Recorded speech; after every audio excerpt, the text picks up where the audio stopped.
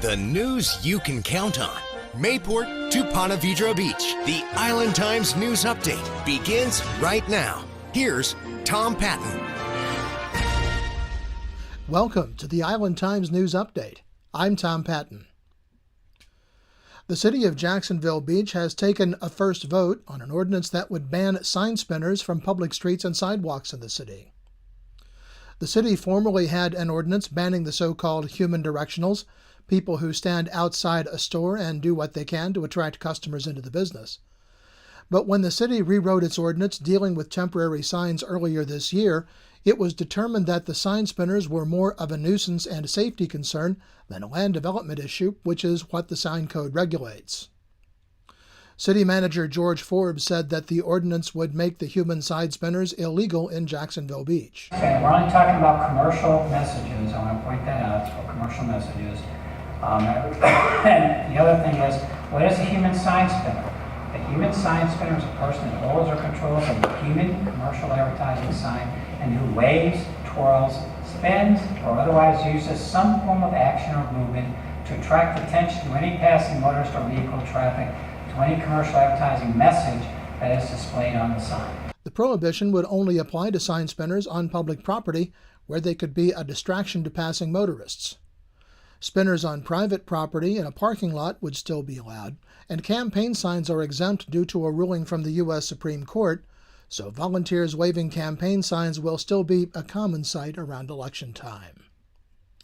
The council voted to give initial approval to the ordinance 6-1, with Councilwoman Janelle Wilson voting no. It will be on the agenda again in 2 weeks. The Jacksonville Beach City Council also took an initial step toward controlling mobile billboards in the city. The city decided to change in what part of the city's ordinance code it regulates mobile billboards when it rewrote the sign code to comply with the Supreme Court decision earlier this year. The city determined that the mobile billboard ordinance should be pulled from the sign code and placed in the portion of the code that regulates motor vehicles. The code would not make illegal signs on vehicles that are being driven as part of a business's routine operation.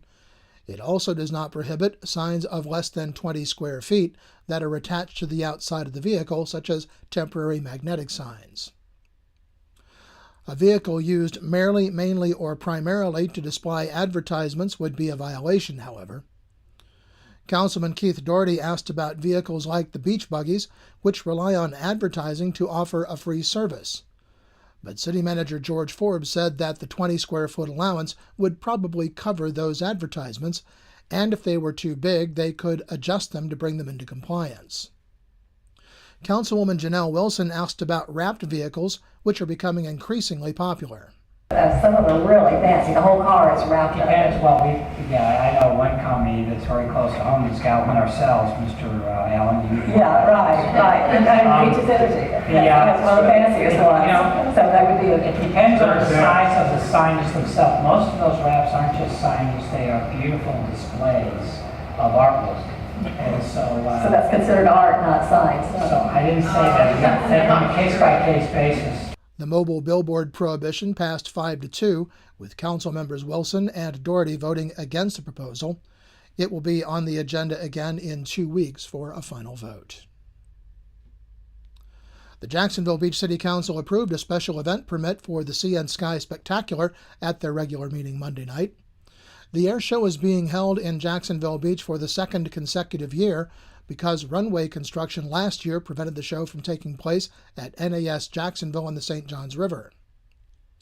In a presentation at Monday night's meeting, Police Chief Pat Dooley said that the plans for this year are very similar to last year, but there will also be a few changes. The air boss, for example, will be moved out onto the pier, Dooley said, to give him a better view of the show. As you can see, we're also this year continuing to do that exterior perimeter. This is a security perimeter that we're going to be setting up just to kind of start to restrict vehicles and whatnot that will come into the area. And of course, where all the red lines are, those are the areas that will be restricted by pedestrian traffic as well. So we'll be manning those gates with law enforcement. Bicycles, skateboards, basically anything with wheels will also be prohibited inside that area, Dooley said. The hotels on First Street will be asked to provide a list of their guests so those people can get in and out of their hotels.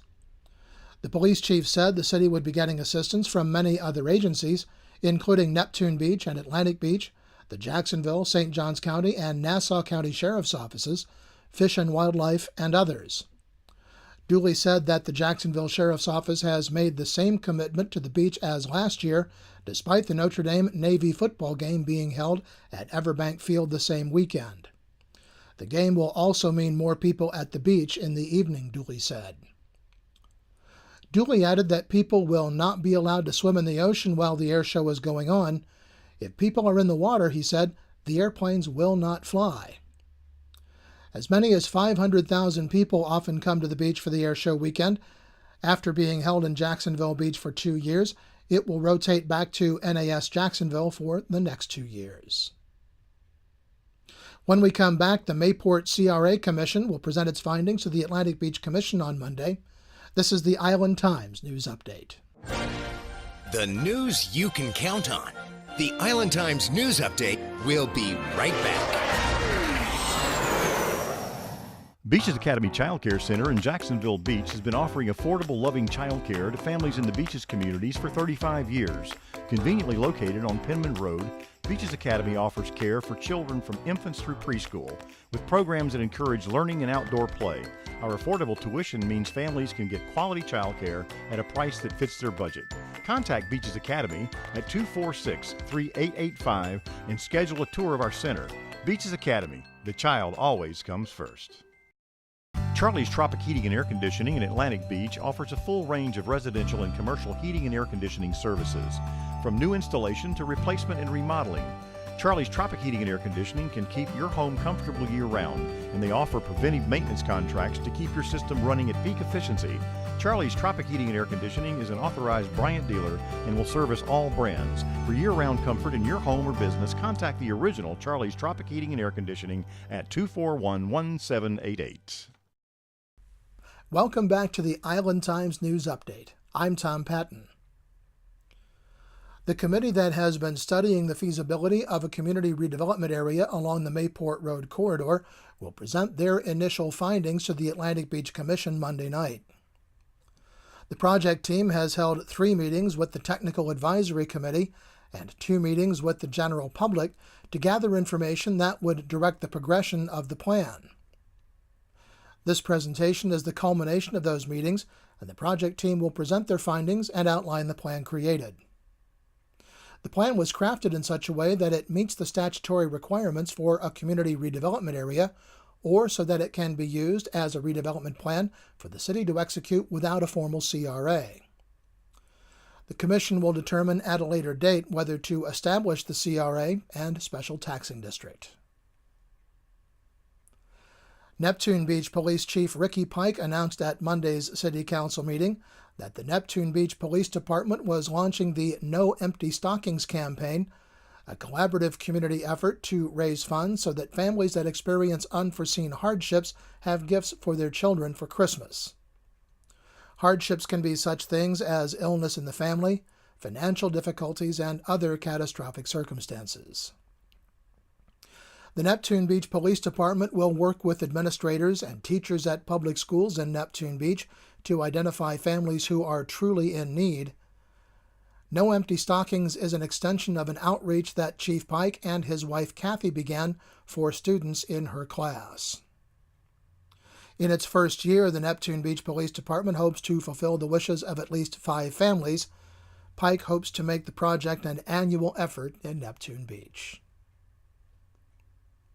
The Beaches Chapel Concert Series kicks off later this month with E.G. Knight on September 29th. Knight's music style is described as country-flavored Southern-style blues. Other shows in the series include the John Stickley Trio on Monday, October 17th, James Armstrong on Monday, November 14th, and a 2-show run for the popular Celtic Christmas on Monday, December 19th at 5 p.m. and 7 p.m. Tickets are available for the entire series for $70 until September 29th. Individual concert tickets are $20 in advance and $25 at the door. And finally, Wednesday, September 21st was declared Scott Wiley Day in Neptune Beach by Mayor Harriet Pruitt and the rest of the Neptune Beach City Council.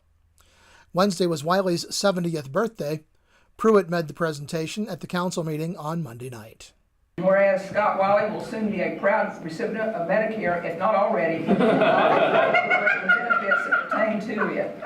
And whereas Scott Wiley will be celebrating his 70th birthday on September the 21st, 2016. Whereas Mayor Pruitt, Vice Mayor Arthur, Councilor John Jolly, and Councilor Kara Tucker wish Councilor Scott Wiley a happy 70th birthday. Now therefore, the Mayor of Neptune Beach, by virtue of the authority vested in the City Council of the City of Neptune Beach, Florida, does hereby proclaim September the 21st, 2016 as Councilor Scott Wiley Day in celebration of the 70th anniversary of his birth. Mayor, thank you very much.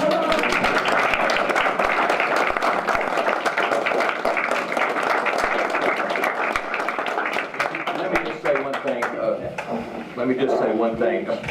Everything on here, the Medicare, Social Security, all that is true. Every bit of it is true. The part about serving the city, it's been my pleasure to serve the city way back when. And it's, you know, they always say time flies when you're having fun. And it's been a pleasure, Mayor, I appreciate it. And if I'm not mistaken, you and me are in the same class. Well, you're just a little bit older than I am. Thank y'all. The news you can count on. Mayport to Ponte Vedra Beach, forecasting your beaches. This is your local look weather. Well, there are two tropical systems churning away out in the Atlantic, but neither one is expected to threaten the U.S. coast. Tropical storm Carl is expected to strengthen into a hurricane and take aim at Bermuda before racing off to the northeast in the coming week. Tropical storm Lisa is not expected to reach hurricane strength, and it will also curve off to the north and then northeast as a post-tropical system next week. The National Weather Service says on the island we can expect off and on showers and thunderstorms through the weekend and through most of next week. Highs will be in the mid-80s and lows will drop into the mid-70s through the first full week of fall. The Island Times is always digital, always free at theislandtimes.com. Like us on Facebook and follow us on Twitter to be the first to know about stories posted on the Island Times. I'm Tom Patton. Thanks for watching.